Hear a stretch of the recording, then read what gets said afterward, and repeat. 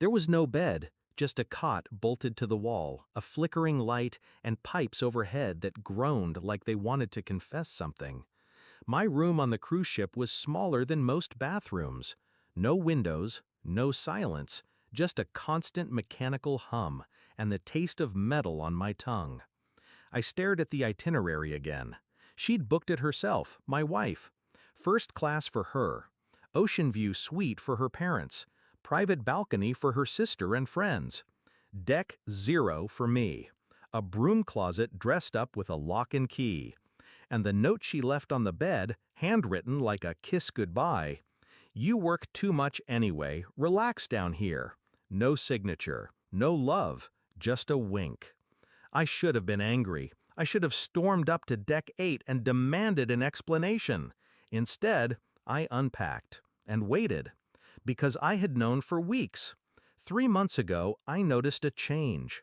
She stopped asking when I'd be home, stopped pretending to care about my meetings, my deadlines. Her phone lived face down. Laughter came quicker around her friends, those women who smiled too wide when I walked in, then whispered as soon as I left.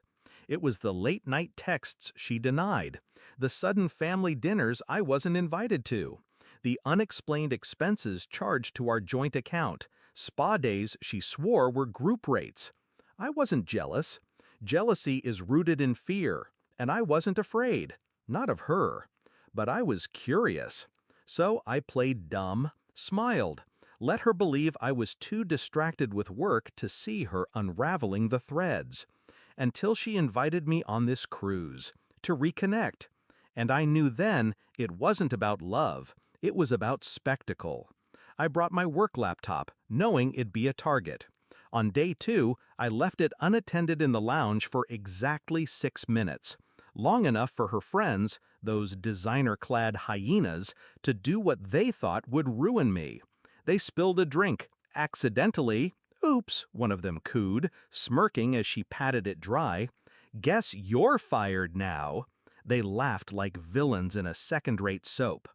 I didn't react, because that laptop was a decoy. The real machine was air-gapped, encrypted, and bolted inside a custom case buried in my luggage, the one I brought onto the ship myself. While they mocked, I was uploading. Data, conversations, photos, backed up, logged, time-stamped, including screenshots of my wife's private group chat. Let's humiliate him on the trip. I'll make sure he's isolated. He'll be trapped in the janitor suite. LOL, he still thinks I love him. Their words, their planning, their mistake. And I wasn't alone. I'd already sent everything to the captain's office. 24 hours before boarding. Day 4. Formal night. She wore black velvet and smiled like nothing ever broke her. I wasn't at dinner. She noticed, just barely. Around 9:13 p.m., a quiet knock on my door. Not her, not security, the captain. "Mr. Dwyer," he said, removing his hat, "we've reviewed the materials you submitted, the surveillance footage, the forged cabin assignment, the incident with your device." He didn't ask questions, just extended a gloved hand. "Your suite is ready, sir. Please allow me to escort you personally." We rose through decks like a secret rising from the sea, past the buffet, past the ballroom where she danced with someone else's father, past her friends, mouths frozen mid-drink as I passed in pressed linen and calm eyes. When we reached the penthouse, I didn't even need the key. They opened the doors for me. The next morning, I was already on my private balcony when she stormed in. Rage in heels, confusion draped in perfume. What the hell is going on? I sipped espresso. Didn't answer. She grabbed my arm, her voice shrill and cracking. "You were supposed to be down there." Her voice broke on the last word. Down there. Like I belonged below sea level. Forgotten. I finally looked at her. Calm. Cold.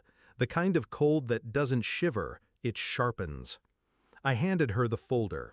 Thick, heavy, familiar.